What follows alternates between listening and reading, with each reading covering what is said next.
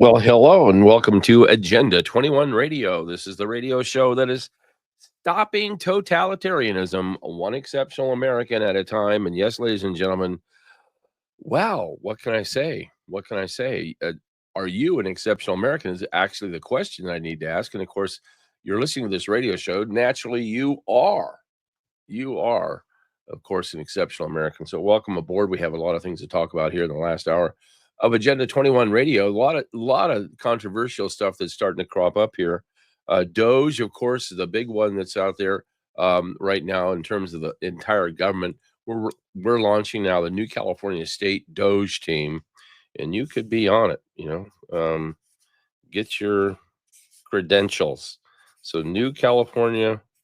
I'm writing this down. New California State Doge, and that's the team that we are on. And be a doger, not a dodger. A doger.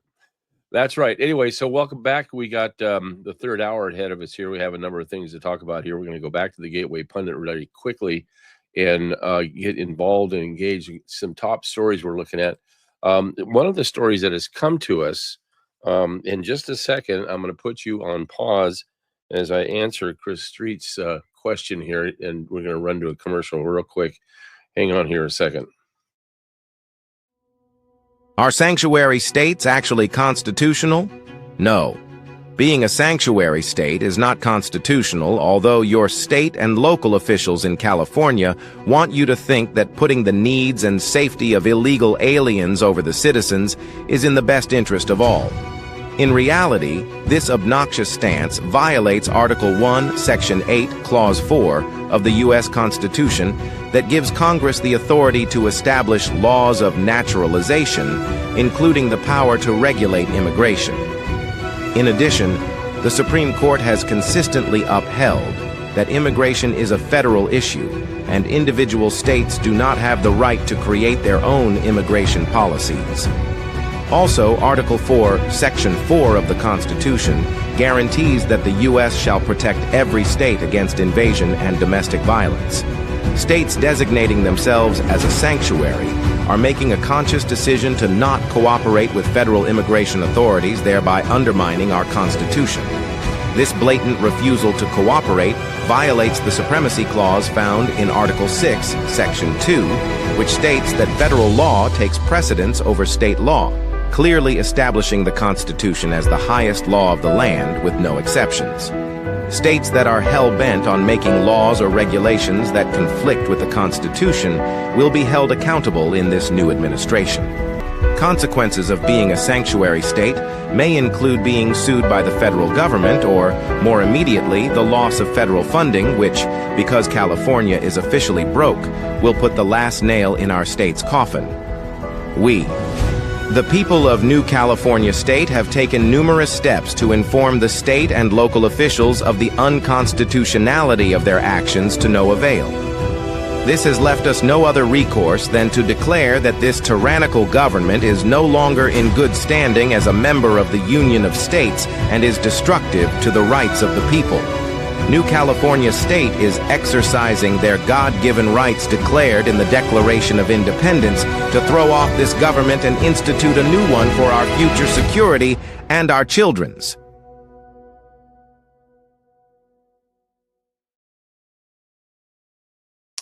Okay, and anyway, yep, as let me get myself sort of be shuffled here a little bit. We now have some verifications on some insurance companies, and I just want to basically kind of bring some of this to fruition. Chris Street's going to be joining us. This is a breaking story.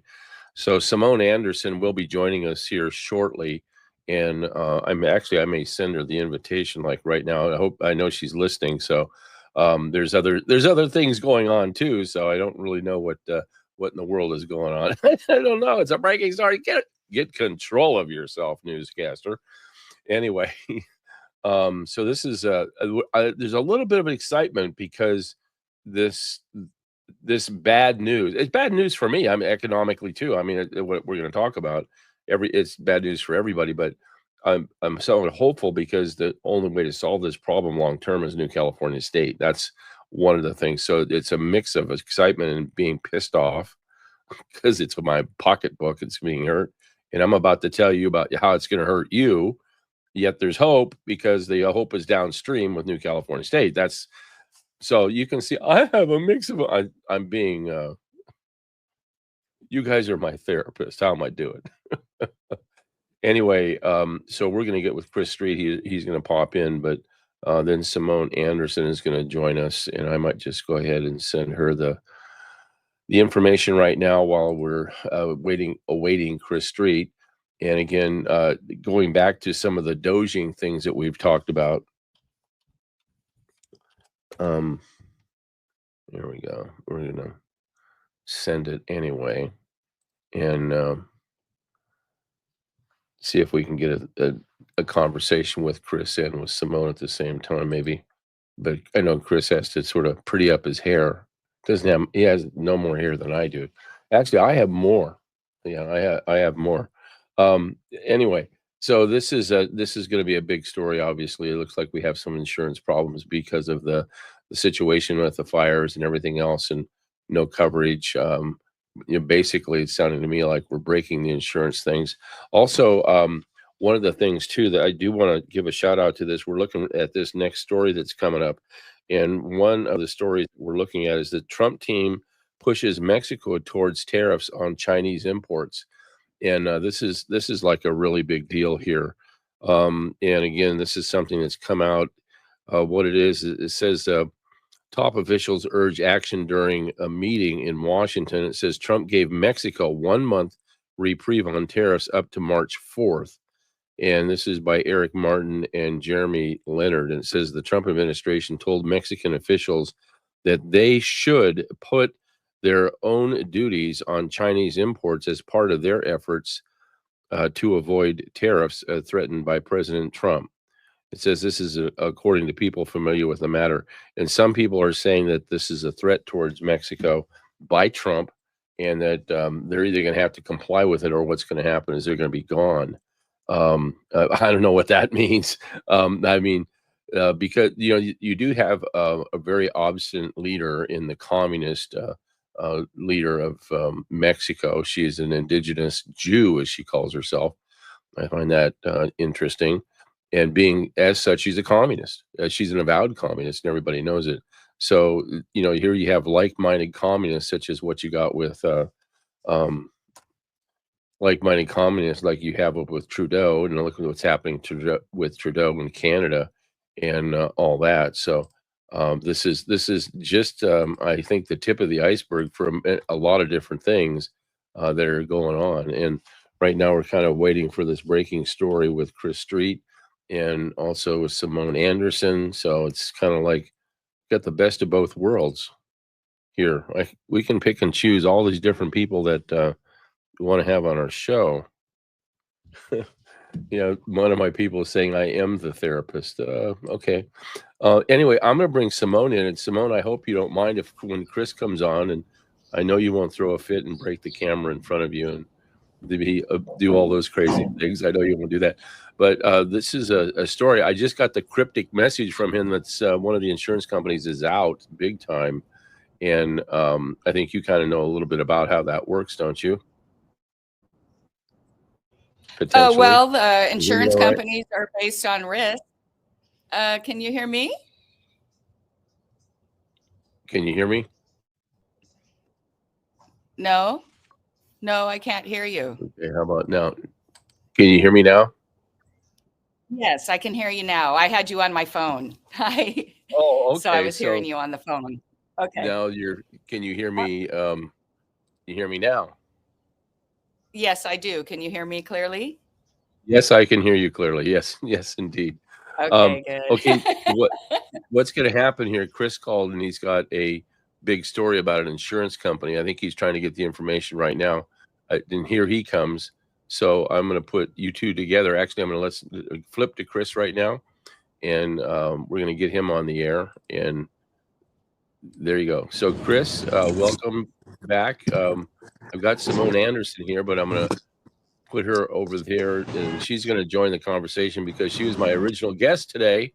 and here you are, but you got a huge story. What's the huge story, Chris? Yeah, Paul, I follow reinsurance very, very closely, and it looks like State Farm has wiped out their entire reserve in a combination of both a $1 billion loss associated with the Los Angeles wildfires, coupled with about a $300 million requirement to contribute to the assessment for the FAIR plan. So this would be astronomical had State Farm not dropped 40,000 people last year when they couldn't get I believe, an 18% increase by the state insurance commissioner. So, this is a world-class insurance company that's now world-class gone. So what does that mean? They insure my car. I think you're money good right now, but remember, this is a place no one's ever been. This isn't just like a hurricane or something like that, where the federal government's going to step in. This is a policy fire that turned into the largest natural disaster in the history of the planet. And when I say policy fire, there was an agreement to have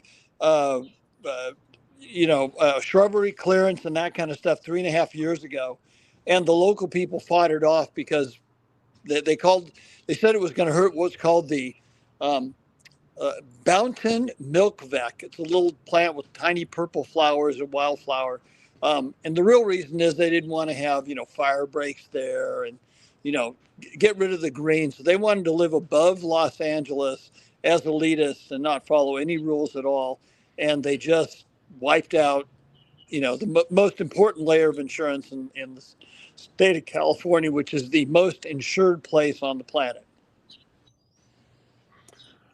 Wow. So what is State Farm's next thing? What are they going to do now at this point? As a company first, and then us next. What's that? That is a world-class management problem that will be discussed at Stanford, Harvard, and Oxford in the next 24 hours. This is something that nobody has really ever dealt with. I know, by the way, State Farm also got turned down for their rate increase, I believe, a week ago, right? Right. So you don't have any right in California as an insurer to get fair treatment, get appropriate margin for taking risk. So why would anybody be so stupid as to do it? Let me ask you this: is this just one more of the reasons why people need New California? It is the one more. each one of these on Right. their face would be the issue. This is just one more of the issues. But I don't have all the detail yet. I'm just seeing it. And as I keep saying to people, it doesn't matter what insurance companies do. Remember, they're only 10 or 15% of the risk taking, but they have all the, the interface with customers and such like that. Insurance companies buy reinsurance, which takes the real risk. In this case, I'm sure the reinsurance was substantial for State Farm. That got wiped out, and below that layer of risk is that 10 to 15%, which now appears to be $1 billion. So the losses for State Farm could be $5 to $7 billion. Nobody knows yet. They just know whatever it is, it's what's called an outlier from any rational. It's Six Sigma on the extreme outside. Wow. Simone, do you have any comments or any thoughts about this? And maybe ask if you have a question for Chris at this point.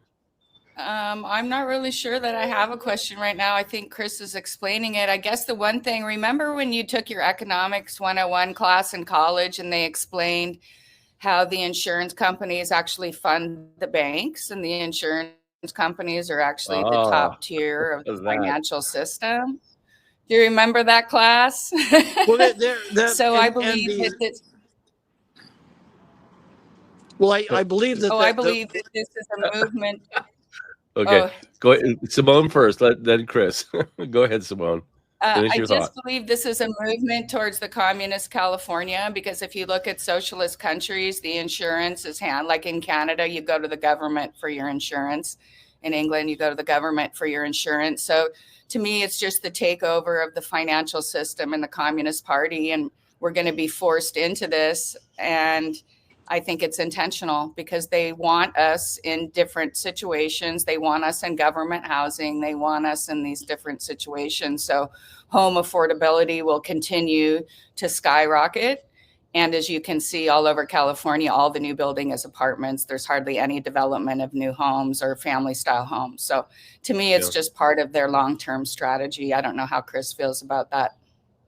Chris? Well, I think that there is no long-term strategy now, that all of those layers of, that you can sort of, sand off more and more of the private sector. They got to the point where they sanded off so much of the private sector. The private sector isn't there to back up, their gig. Because this really is, the way you'd explain it, is in an economics class, people kind of nod their head. This is something affecting everybody on a day-to-day basis. When you buy a house, you have to have insurance or you can't get a mortgage. Now, if you happen to be an elite that can write the check, okay. Even that elite that writes the check is stuck with the issue that if the loss is so large, they're not sustainable. So this is bigger than government, bigger than the private sector. They've managed to wipe out one of the key sort of supports on a 100-story building, as Simone has talked about. And nobody knows what collateral problems are going to happen to this building. That's the problem, is if State Farm goes out, who else is going to go out? And these are the deep pockets.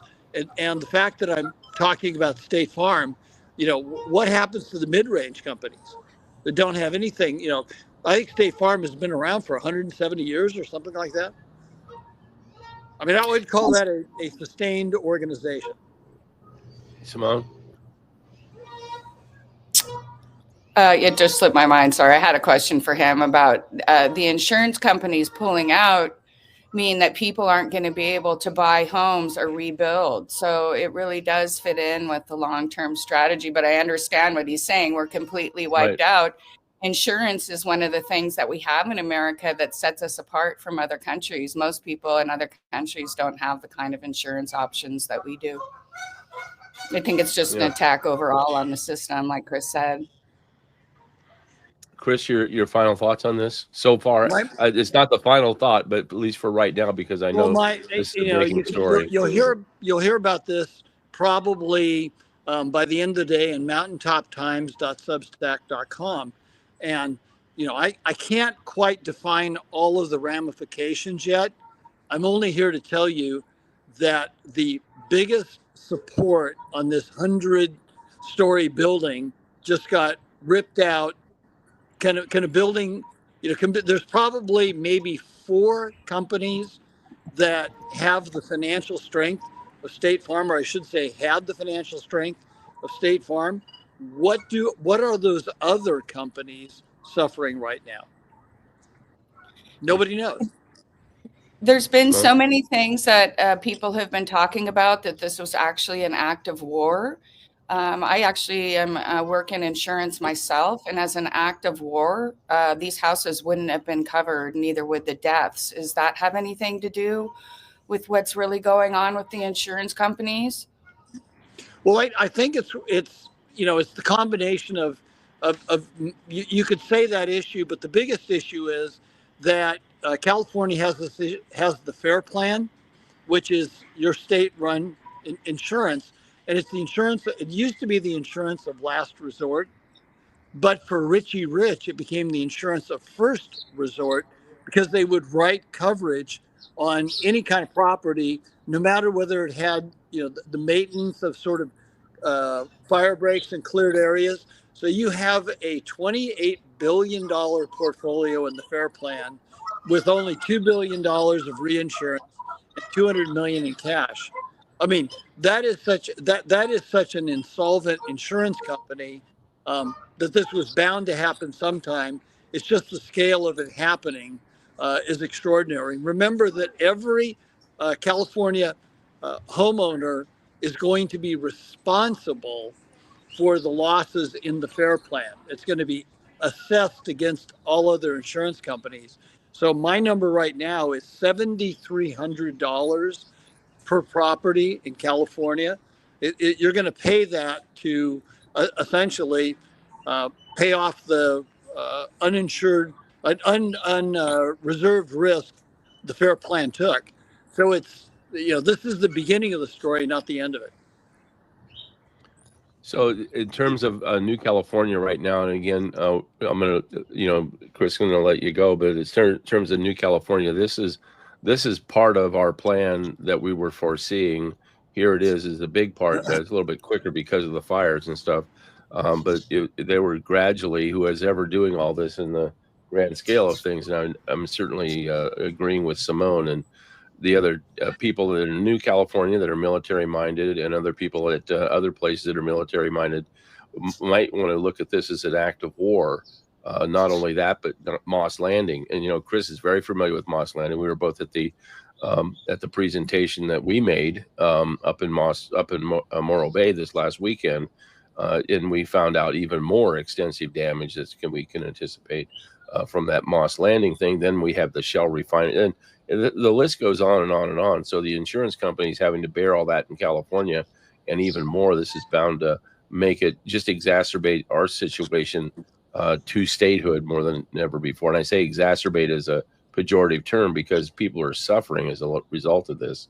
And that's we knew that was going to happen all along, that it's going to take this amount of pain to be brought onto the people to realize there has to be a change in government, and New California is the answer to that change.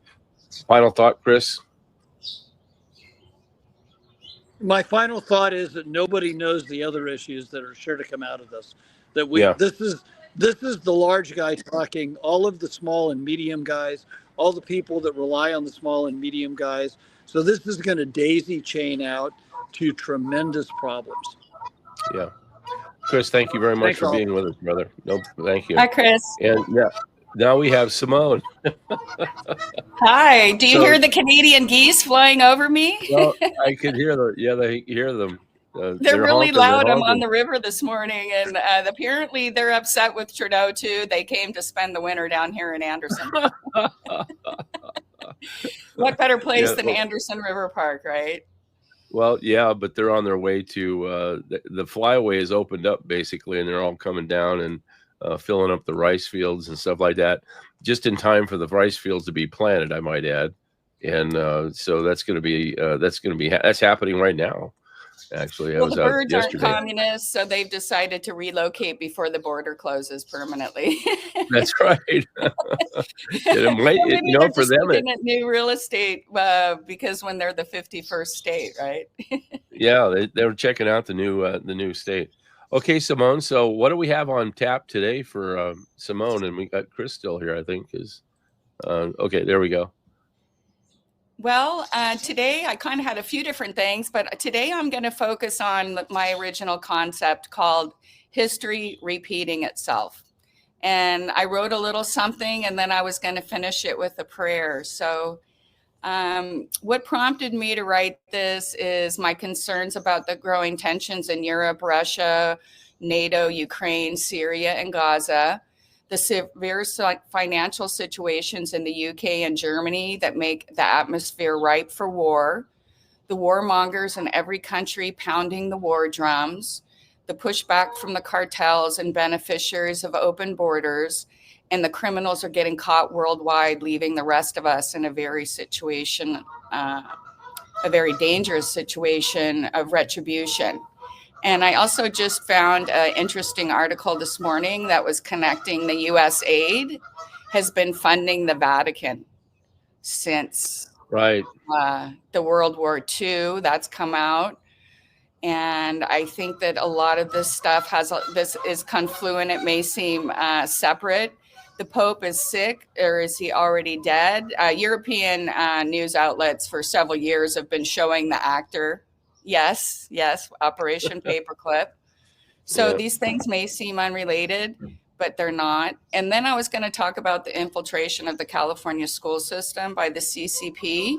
But those are just kind of the things that prompted me to think about what I was going to say today.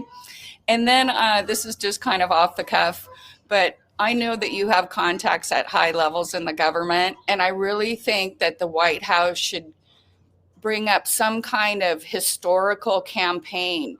Remember how we talked about the origins of communism and how the French monarchy was overthrown?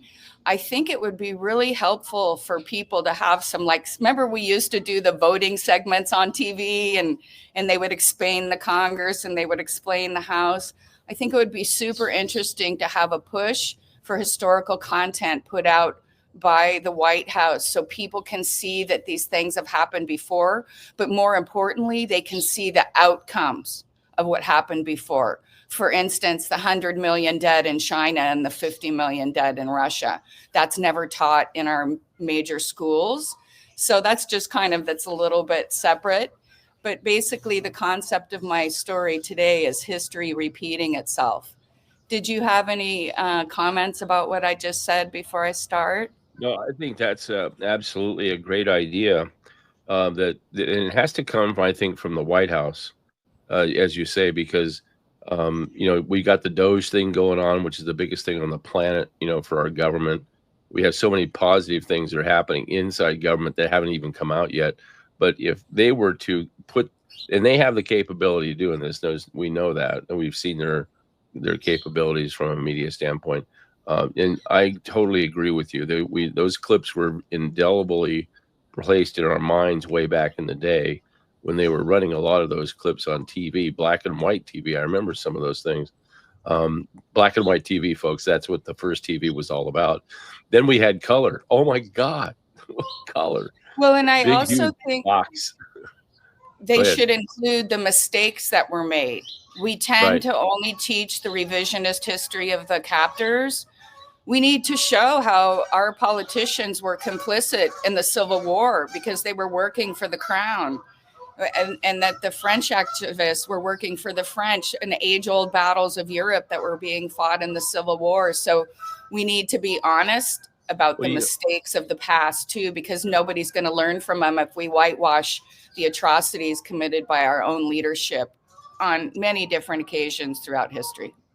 Well, one of the things that I popped up with the other day was I was talking to Michael Yon. He's down in Panama, and he's talking about how he gets old books. Every country he goes to, he runs around to try and find old books, middle 1800s, earlier, whatever's there.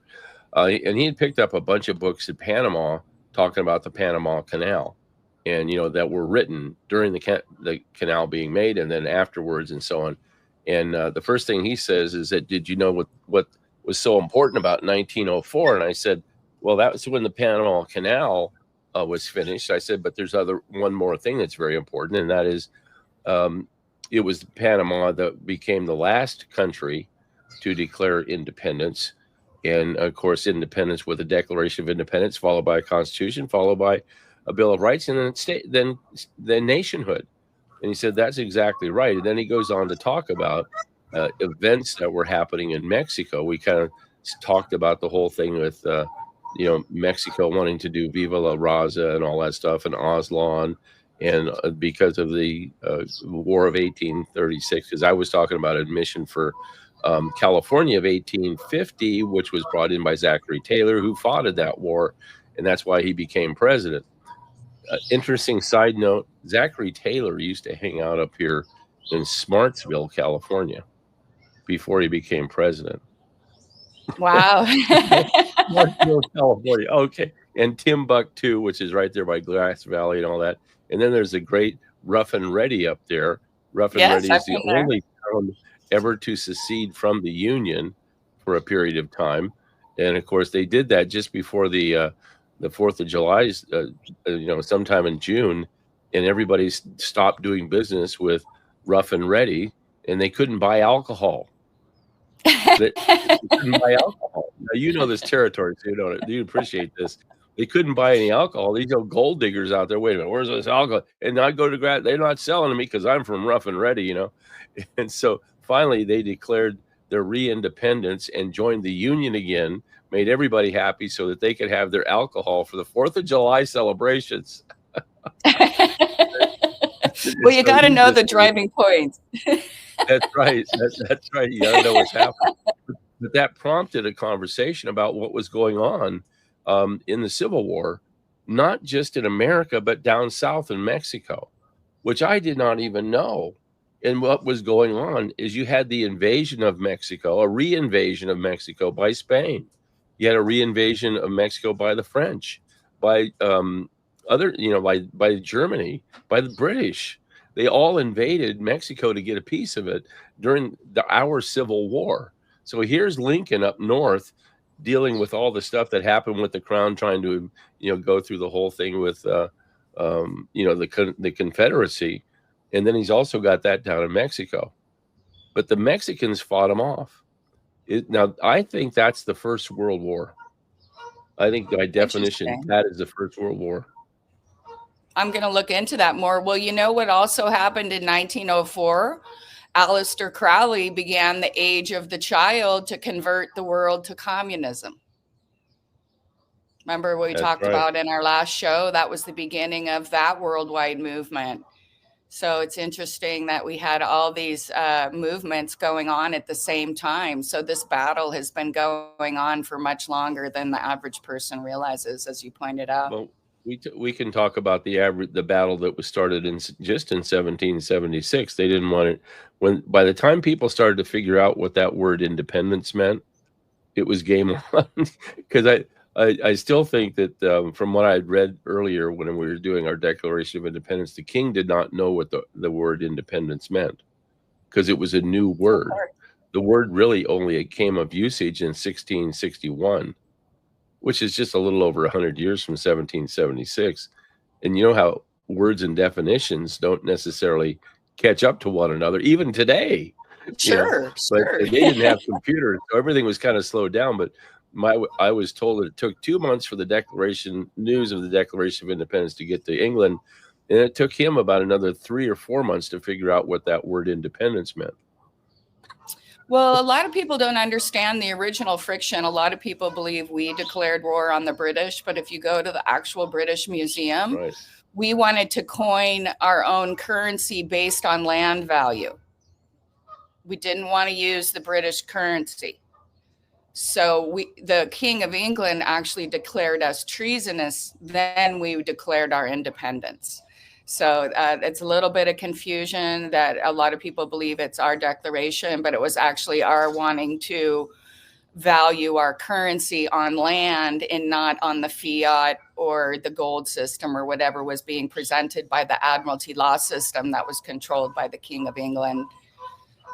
Okay, so I wanted to talk a little bit today about history repeating itself. I know you and I can get off on our tangents. Oh boy, keep going. We're talking about war and the fact that we've been at war for a while. So I wrote something. I'm going to use President Kennedy's words, and then I'm going to say a prayer. It looks like we've got about 15 minutes left. So I hope this inspires people. This is something that I've been a little concerned about lately, and I'm going to explain it here. As many of the listeners know from Paul and I's previous conversations, we both believe the United States has been at war for the last several years. We are under attack from inside and we are under attack from outside. These forces are working together to attain the mutual goal of implementing a communist-style system worldwide. The three-tiered system will consist of the military, the working class, and the ruling class. The CCP has already implemented this system in places like North Korea and China. Most citizens in most countries are fighting this power structure in some way. The world is on fire. There are many forces pushing the agendas of these dark structures. The military-industrial complex and the bankers in our country have and are funding, often with our own tax dollars, coups to overthrow governments, including our own. Then the corrupt politicians borrow more and more money from the same bankers to continue funding the war cycle. The ultimate goal is to use debt to control governments. This strategy has enslaved the world's population under taxation and has slowly transferred the world wealth to the bankers and their allies. History tells us that this strategy has been executed many times just in our lifetimes. Regardless of the past, many people fail to comprehend the cruelty and the devastation of war, the death, the atrocities, the loss, the starvation, the lives and economies that are destroyed forever. What concerns me is the attitude toward war that many people have today.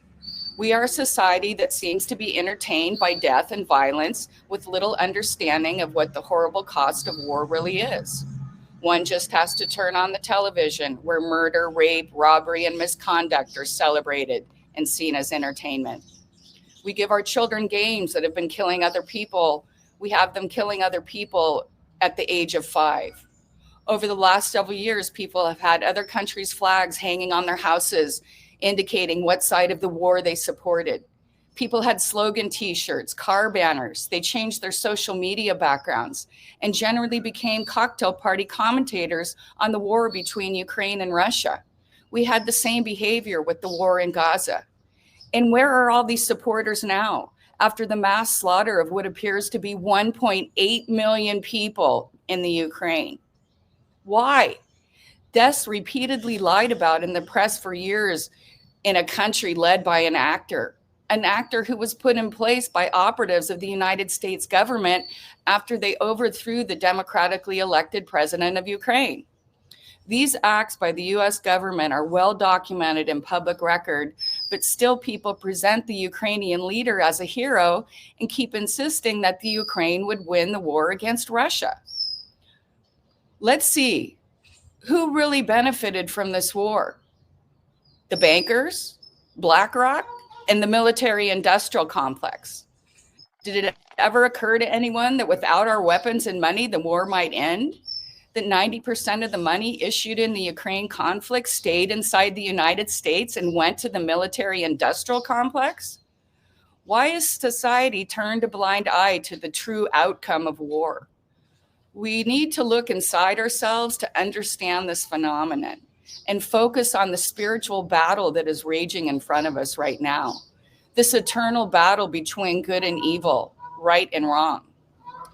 So to sum this up, I brought this quote from President Kennedy, and this is actually the quote that I used to launch my podcast 2 years ago, because I've been concerned for a long time that people really didn't understand what was really going on in the world and how our tax dollars were funding it.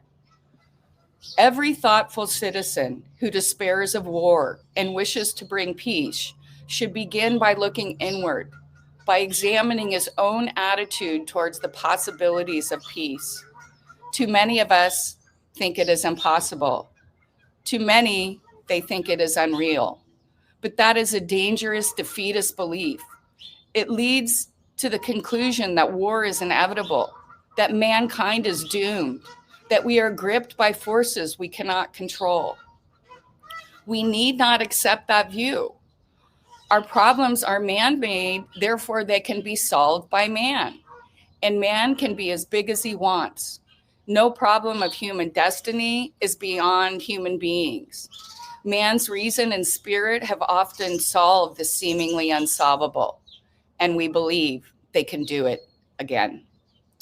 These are profound words by a man who would later be taken out by the same power structures I just mentioned. These same dark forces are manipulating the masses today, right now. They continue working toward the same goals of continued war, mass destruction, reduction of the population, and seizing of all the world's assets. I agree with President Kennedy that we need to look inward and examine the possibilities of peace. We need to stop focusing on war to solve our problems and promoting war like it's some kind of entertainment. Every person needs to stop being complicit in the plan to destroy the world as we know it. So I guess my point today is that we have to find other solutions to our problems. We have to look inside ourselves for the change we are looking for in the world. We are being primed and loaded for war right this minute. Anytime the fiat financial system has failed over the last 100 years, war was their recovery plan. They send the young people to war who would rebel and change the workforce to a military economy from the failed domestic economy. We're seeing it happening right now and right in front of us. So with that in mind, I wanted to finish off with this short prayer. I'm sure many of you are familiar with it, and it is quoted often, but I believe it's something that we all need to pray for today. Be strong in the Lord in his mighty power. Put on the full armor of God so that you can take your stand against the devil's schemes. For our struggle is not against flesh and blood, but against principalities, against the authorities, against the powers of the dark world, and against the spiritual forces of evil in the heavenly realms. Therefore, put on the full armor of God, so when the day of evil comes, you may be able to stand your ground.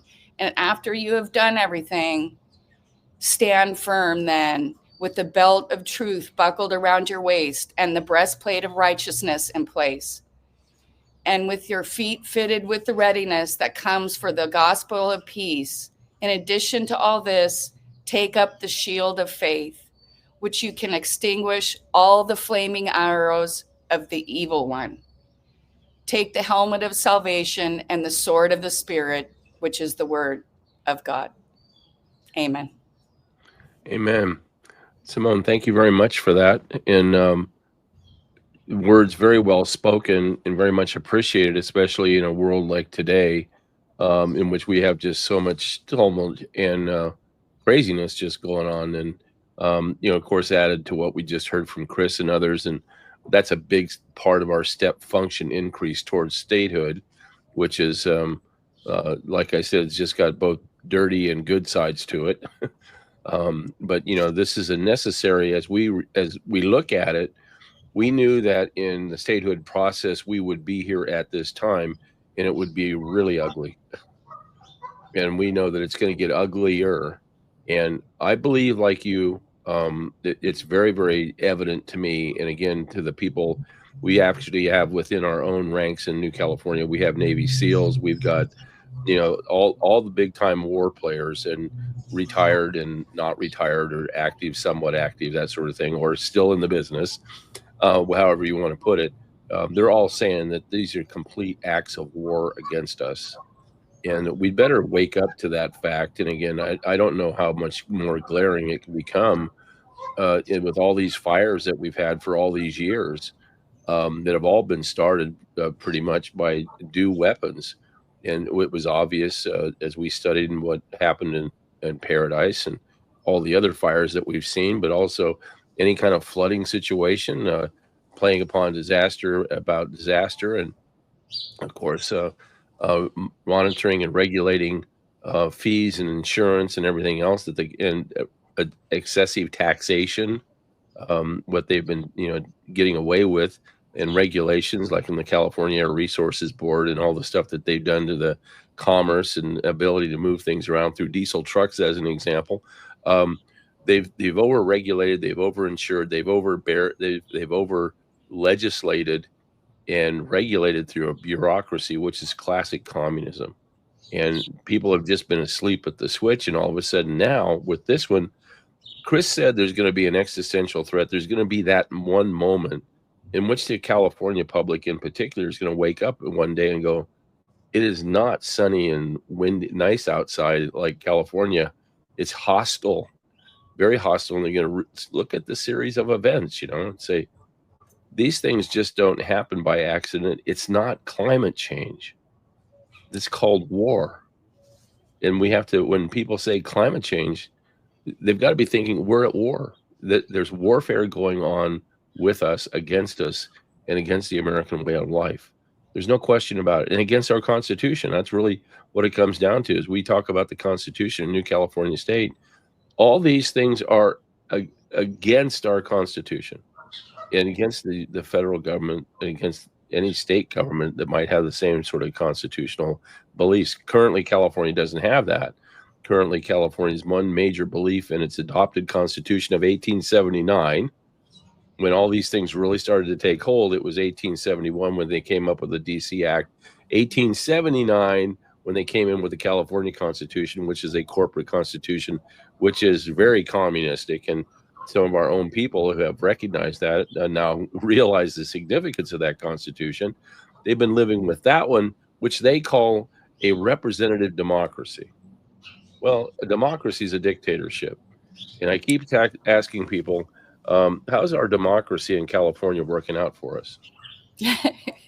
Exactly. Well, and you have to understand that communism itself, if you read all original communist doctrine, is about preparing the world for the rule of Satan. So a lot of people say, oh, why do you include that? Why do you include that? Because I've actually read the documents and lived in communist countries. This is what it's really about. And people don't understand that we're not only in a physical battle for our minds, we're actually in a physical battle between who's going to rule the world. And we've been in the devil's realm for this last 100 years. How is people like that? The hundreds of millions of people dead from communism in this system that they've been trying to implement. And what's so crazy is you'll try to talk to people about this kind of stuff and they will just turn you off. Part of the people want to take everything from their own personal view. I was trying to explain to someone recently, they're like, well, I don't like on the way on your channel that you go back into people's family history. You can't blame people for their family history. And I said, I say in every show, I'm not blaming people for their family history. I'm explaining to you that for the last 1,000 years, these people have been part of criminal cartels and they are currently doing criminal activity against us. But because your family was a slave owner 200 years ago and your family wasn't getting reparations like the Bidens and the Harris, who are hypocritically telling people that they were going to work for reparations for them when they themselves were getting reparations from the British government till 1836. But I'm trying to explain the structure that's controlling our lives. I'm not attacking people personally. These people are just the ones that happen to be in the public view right now. So we really have to remove ourselves from this kind of hero worship. And what I was focusing on in my talk was this warmongering that they have the average person doing. It really, really concerns me. Were you concerned during the Ukraine when everybody was driving around with flags? I mean, I'd never seen anything like it. It was like a football game and people were treating it like a game. You notice, drive around today. Do you see any Ukrainian flags flying on anyone's house? No. When I went down to a presentation in San Francisco, we were invited to do a presentation for New California State. And it was right in the middle of San Francisco. And I can remember it wasn't real visible as I was walking, or we were going through the main part of town. But when I had to park behind the club that we were going to go speak in, the whole street was lined with Ukrainian flags. And I thought, wow, what is this? You know, they're hanging out the window and stuff like that. And I thought, what in the world? But they won't fly their own flag because we're the bad people, right? I mean, it's completely insane.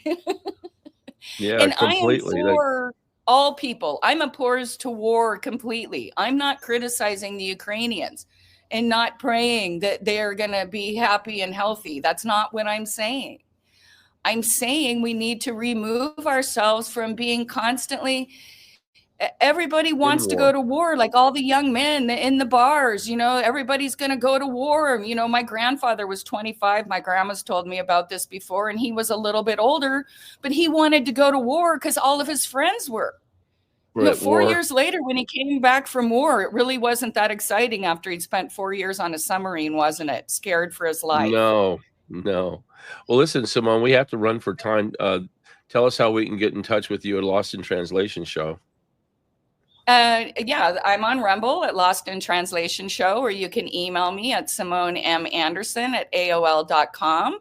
I just did an update on the Shasta County voting irregularities on my channel, so that went out this morning. So Yeah, You got to watch a that. lot of You got to people. watch that. Yeah, well, Well, a lot of people, they sued, and they're suing the Registrar of Voters for yeah. performance. So we'll watch that. Yeah, we'll watch that. Listen, Simone, we got to run for time. Thank you very much for being with us, Simone Anderson, here on Agenda 21 Radio. And we, like I said, we got to run for time. Remember to visit our website, a21r.com, and of course, New California State. Donate. We got people going off to Washington. Simone is one of our delegate representatives to Washington, D.C., and she's been back there. So we want to send her back again with a message, a strong message about New California State and our liberties and our freedoms. Thank you very much for listening to Agenda 21 Radio, and stay strong, America. We are exceptional America.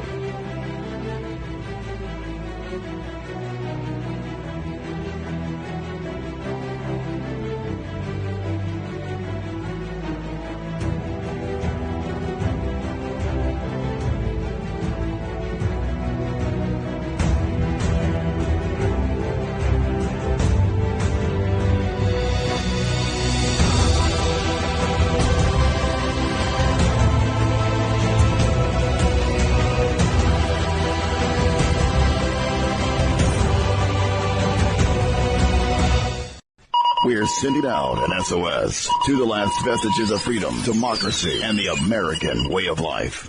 Paul Preston with Agenda 21. This is AENN, American Exceptionalism News Network.